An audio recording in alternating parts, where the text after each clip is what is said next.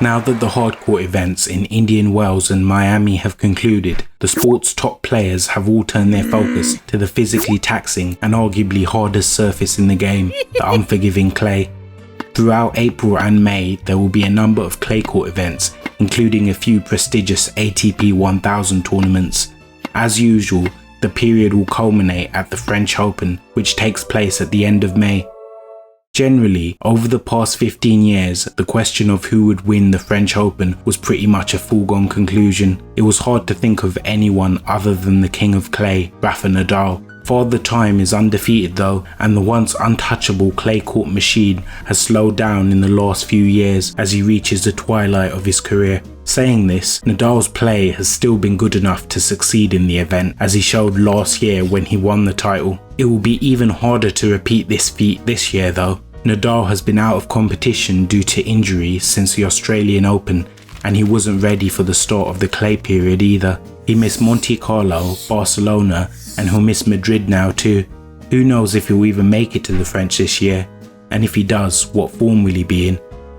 You can never count out the 14-time French Open champ though. He knows the stakes, and I'm sure he'll be rehabbing and resting so he can have the best chance to be back playing at a solid level in time for the Grand Slam. The experienced Nadal shouldn't take too long to adjust to clay court competition either, so hopefully missing some lead-up events shouldn't be too much of an issue. Let's hope he can make it and his body holds up. It'll be great seeing him play deep into the tournament this year.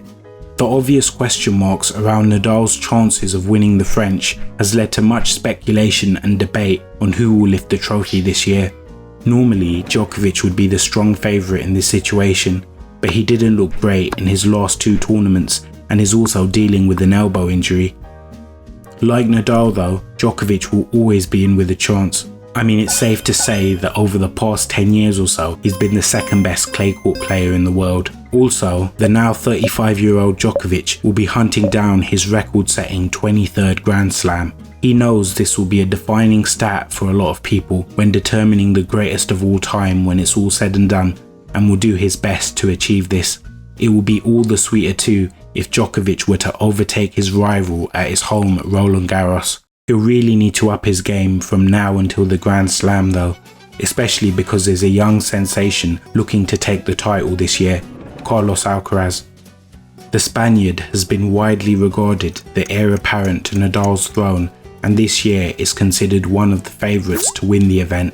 Alcaraz, like his idol, missed Monte Carlo this year due to injury. However, he's back now playing a scintillating best, having just defended his title at Barcelona. The nearly 20-year-old has proven to be very effective on clay. Last year he won 3 titles on the surface, and he's won 2 this year also. In Madrid in 2022, Alcaraz had one of the most spectacular runs I've seen in recent times, beating Nadal and Djokovic in the quarterfinals and semi-finals, and then winning the title against Zverev in the final 6-3, 6-1. He's also proven he can handle the pressure on the grandest of stages. He won his maiden slam at the US Open last year and became world number 1 for a time also. You just know he's envisioned winning the French Open title and emulating Nadal on many an occasion. If he stays healthy, he has a good chance too.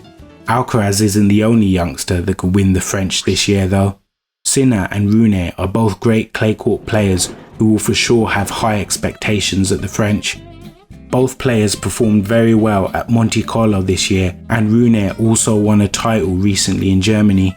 However, currently both youngsters haven't gotten past the quarterfinals in a Grand Slam yet, so will be lacking vital experience other players will have. Sinner seems to have a good temperament though, and I do see him winning Grand Slams in the future. It's just a question of whether he'll be able to win one now. Rune may need to work on the mental side a bit, but he has bucket loads of talent too, and a real affinity for the red surface. The eventual winner this year at Monte Carlo was Andrei Rublev. I'm personally a fan of Andrei and was really happy for his comeback win over Rune to win his first ATP 1000 event. However, I still feel Rune and Sinner have more of a chance of winning the French than the Russian. The 25-year-old hasn't done very well in slams in the past, and although he has the ability, his nerve may fail him in pressure moments. It would be good to be proven wrong though. So a lot of great players, but who do I think will win the event this year? Well, I personally have to go with Alcaraz as my pick, followed by Djokovic. Although Novak has the experience, he's not playing great tennis right now, and the young freight train Alcaraz is on a tear.